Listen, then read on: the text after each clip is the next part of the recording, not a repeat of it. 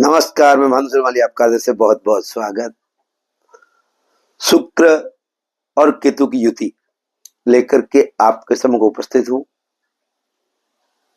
शुक्र और केतु थोड़े विचारधाराएं अलग अलग।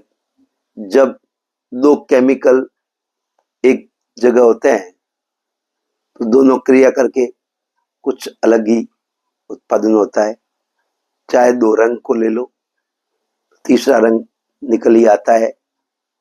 तो ऐसे ही शुक्र और केतु की युति जब अलग अलग भाव में जाकर के बैठती है तो उनका क्या इफेक्ट होगा।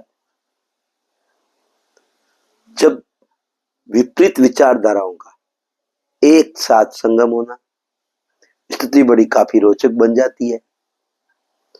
शुक्र और केतु का एक साथ होना दिलचस्प हो सकता है। इन दोनों की युति व्यक्ति के जीवन को गहराई से बदलने वाली होती है। इस समय के दौरान व्यक्ति के लिए किसी एक चीज के प्रति आसक्ति होना संभव नहीं होता, भटकाव भी अधिक होता है। इन दोनों की युति अच्छे और बुरे दोनों प्रभाव देखने को मिलते हैं। उससे पहले इन दोनों को समझ लेना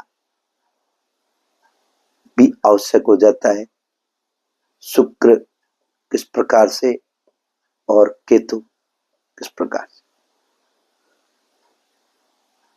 केतु और शुक्र युति सिर्फ व्यक्ति तक ही सीमित नहीं होती, बल्कि ये युति बाहरी ताने बाने पर भी असर डालती है। इस युति का योग जबरदस्त रूप से बदलाव और असर दिखाने में सक्षम होता है। जब दो ग्रह एक साथ होते हैं जिनका पूर्ण अस्तित्व ही एकदम भिन्न भिन्न है, उस स्थिति में काफी गंभीर असर हो सकता है। काफी चीजें टकराव वाली, बदलाव का असर लंबे समय तक रहता है। योग काफी अध्ययन का मामला बनता है।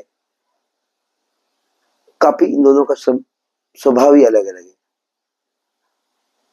शुक्र ग्रह को शुभ ग्रह माना गया है।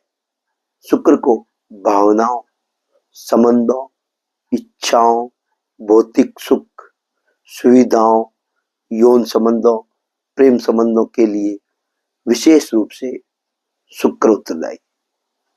जीवन में मिलने वाले जो आनंद, उसका अनुभव शुक्र के द्वारा ही अनुभूति को पाता है। इस सुख एवं आनंद को हम कैसे भोग सकते हैं? शुक्र ग्रह के शुभाशुभ फलों से हमें मिलता है। जन्म कुंडली में शुक्र की स्थिति विवाह संबंधों की परिणति को दर्शाती है।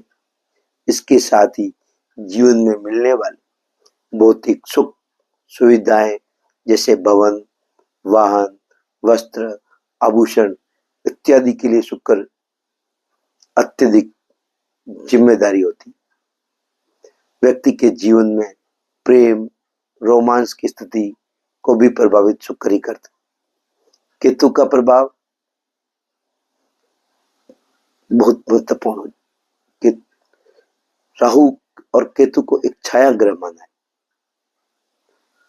इस ग्रह को छाया ग्रह के रूप में जहां ये बैठता है उसके अनुसार ये फल देता है, उस भाव के अनुसार, उस ग्रह के अनुसार। केतु किस राशि में बैठा है उसके फलों को प्रभावित करता है। कुछ ऐसे भाव भी होते हैं केतु की उपस्थिति सुफल देती है, तो कहीं कुछ भावों में नकारात्मक। केतु का प्रभाव आध्यात्मिक, वैराग्य और मोक्ष का ग्रह माना गया।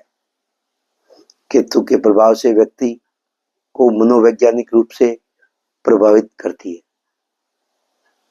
जहां शुक्र भोग का कारक है, वहीं केतु मोक्ष का कारक है। ऐसे में इन दोनों के स्वरूप एक दूसरे से काफी अलग दिखाई देते हैं। जब ब्रह्म माया का ग्रह केतु भौतिक सुखों के ग्रह शुक्र के साथ युति होती है, निश्चित रूप से यह गहरे असर प्रभावित होते हैं, डालती है।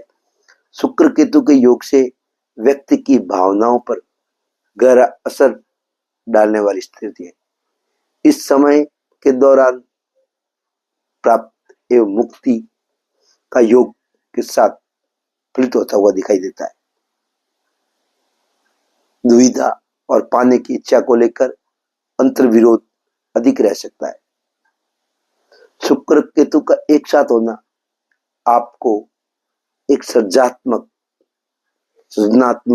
तरीके से बेहतरीन परिणाम दे सकता है, नई संभावनाओं को जन्म दे सकता है। कई नवीन चीजों का पता लगाने में यह व्यक्ति निपुण होता है, उसमें अपना समय लगाता है। कला जगत में भी बेहतर परिणाम प्राप्त होते हैं। इसके अभिनय में कुशलता दे सकता है, लेखन को प्रभावशाली बना सकता है, रिसर्च को नया रूप दे सकता है, राजनीति में सफलता दिलाने में यह सहाय बन सकता है। यह छल कपट या जासूसी जैसे कार्यों में बड़ी पारंगतता दे सकता है। यह आध्यात्मिक क्षेत्र में भी काफी प्रगतिशील बना सकता है। केतु और शुक्र जिस भाव में बैठते हैं, उस भाव में वैसे केतु जिस ग्रह के साथ बैठेगा उसकी 5 गुना अधिक वृद्धि करता है, उसमें ताकत ले आता है। अब कौन सी राशि में बैठा है, कौन से भाव में बैठा है, उसके अनुसार व्यक्ति के लगन में हो तो व्यक्ति अपना व्यक्तित्व निखारने में प्रयास करता है और वहां तृप्त नहीं हो पाता। बहुत ऊंचाइयां मिलने के बावजूद भी परिवार द्वितीय भाव में बैठ गया तो परिवार में वह परिवार की चिंताएं करेगा, परिवार को ऊंचाइयों पर ले जाने का प्रयास करेगा, लेकिन उसकी तृप्ति कुछ कुछ हद तक, अगर शुभ ग्रह की है तब तो वो तृप्त हो भी जाएगा। तृतीय भाव में हो गया तो फिर वह व्यक्ति मेहनत जी जान से लगा देगा। चतुर्थ भाव में हो गया तो यहां अपने घर अच्छा बनाने के बावजूद भी वह और बनाने का प्रयास उसका रहेगा। पंचम भाव में हो गया तो शिक्षा में वह सफलता, एक विशेष कला उसके पास होगी, लेकिन उस कला से वह तृप्त नहीं होगा और सीखने का प्रयास करता रहेगा। छठे भाव में हो गया तो कंपटीशन क्षेत्र में बड़ी तरक्की कर लेता है, यहाँ दाम्पत्य जीवन भी ठीक रहता है। सप्तम भाव में हो गया तो यहाँ एक थोड़ी सी समस्या आती है, वह अपने साझेदारी से तृप्त नहीं होता, वहां उसकी इच्छाएं अधिक रहती है, पूर्ति नहीं हो पाती। अष्टम भाव में हो गया तो भाग्य यहाँ बहुत साथ देता है, व्यक्ति खोज के अंदर बहुत निपुण हो जाता है, मास्टरपीस बन जाता है। अब भाग्य इसमें हो गया तो यहाँ आध्यात्म की ऊंचाइयां प्राप्त कर लेता है, बहुत अधिक आध्यात्म की ऊंचाइयां प्राप्त करता है, प्रसिद्धि प्राप्त करता है, धार्मिक स्थिति होती है उसको बिल्कुल वैज्ञानिक आधार पर फलीभूत होने के बाद ही मानता है। और भाग्य स्थान में होने से व्यापार में, कार्य क्षेत्र में, कर्म भाव में बहुत ऊंचाइयां प्राप्त करता है। यहाँ दशम भाव में हो गया तो आदमी यहाँ सफल होता है, लेकिन बार बार कार्य क्षेत्र बदलने की स्थिति भी यहाँ रहती है। एकादश भाव में हो गया तो लाभ की तादाद अच्छी होगी, व्यक्ति रोमांटिक मूड का होगा, महिला जातक से लाभ होगा, और द्वादश भाव में हुआ तो विदेशी क्षेत्रों से अच्छा कार्य क्षेत्र होगा उसका, और वह मोक्ष की स्थिति में भी रहेगा।